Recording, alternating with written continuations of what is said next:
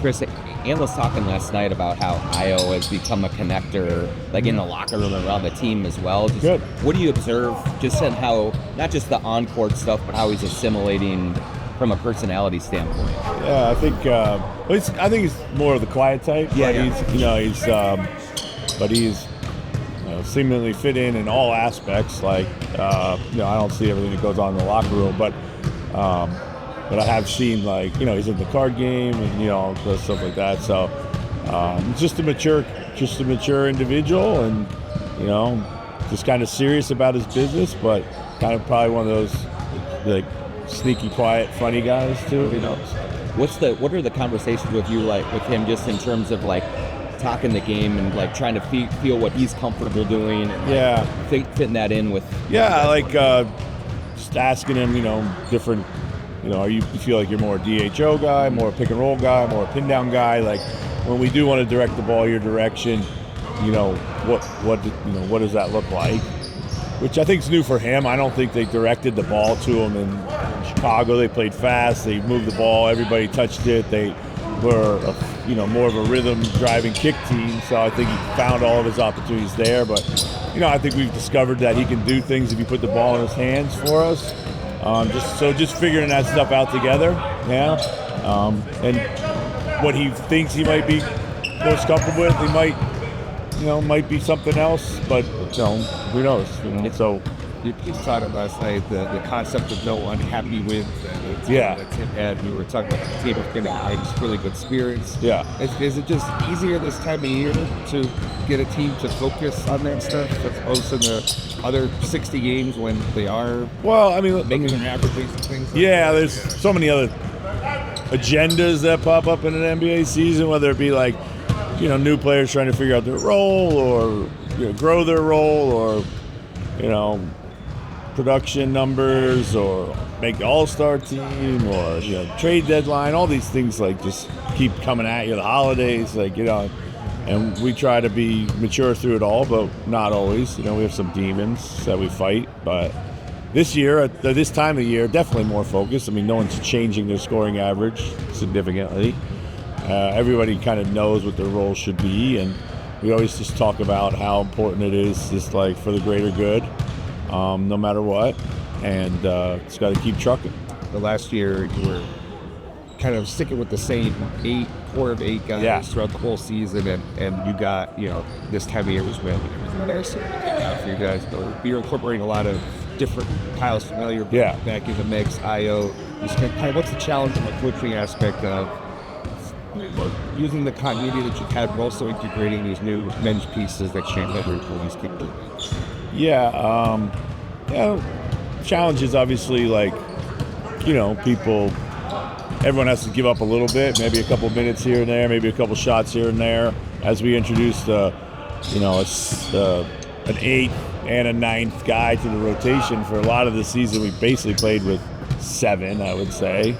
On a consistent basis, and so everyone's got to get comfortable, and we play like we substitute a little by pattern, but a little bit by feel. So sometimes it's not the exact same shift that you played the night before. So guys got to get comfortable with that, I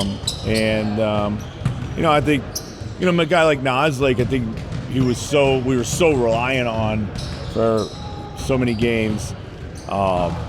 He's, we got it. Obviously, we have other guys that can help him out there now, and we have more depth. But we got to make sure that we're still directing the ball to him and that kind of stuff. If he wasn't having big nights off the bench for us, like we just struggled to win. Now it's not the case. We could survive a subpar night from him, which is great. But we got to make sure that he's also a large part of what we're doing off the bench.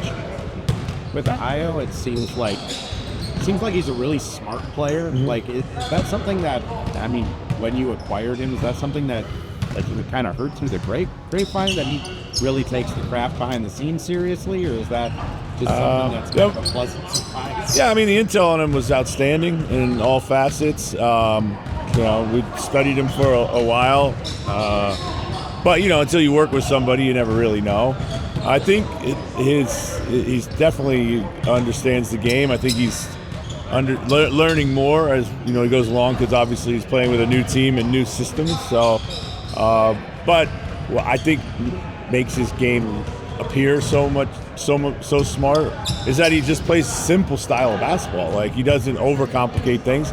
He doesn't try to do things that he's not good at, and he just makes quick decisions, and none of those decisions are flashy. Like, if he doesn't have a shot, he moves it, and that might not be a fancy pass, but it's the right pass. I also wanted to ask you about Jaden. I mean, last night he was in foul trouble, but it seems like that has been significantly less this season than past years. Is that just like he's more established in the league, or is he doing something different that Well, I do feel like I still think for the level of defender he is, he doesn't get enough respect from the referees. Like, I've watched other defenders just get away with a lot more than he's able to get away with.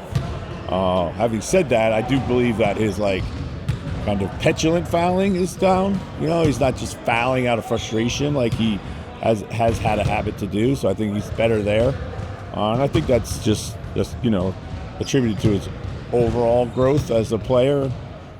Just kind of maturing into the player he's become, both sides of the ball. And just increase his scoring load without losing out on efficiency. Just season, how have you felt about just shooting efficiency? Yeah, I've been really happy with it. For the most part, it's been great.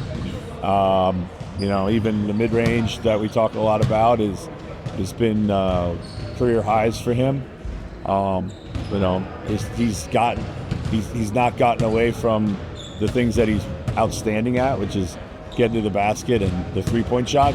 Early on in the season, the three-point volume was down a little bit, but I think there was a moment there where he was struggling just a little bit, kind of out of rhythm, and he immediately leaned back into the things that he's super good at and that are efficient, which are the three-point line and getting to the basket and getting fouled. He hasn't been to the free throw line a lot lately, which is a head scratcher for me, because he deserves, again, more whistle than he's getting. But I will say that he's done a great job of mixing it up all season. With the mid-range shot, that's obviously been effective for him. Yeah. Is there a lot of discussion about making sure he's not over-reliant on that? Yes, yeah, for sure. Smart and clean. Take it judiciously. Use it when you need it most. I've always felt that if he ever started games just seeking out the mid-range, those were some of his least efficient games. But he hasn't really done that a ton this season. That would have been more in seasons past. So yeah. Awesome. Yep. Thanks, guys.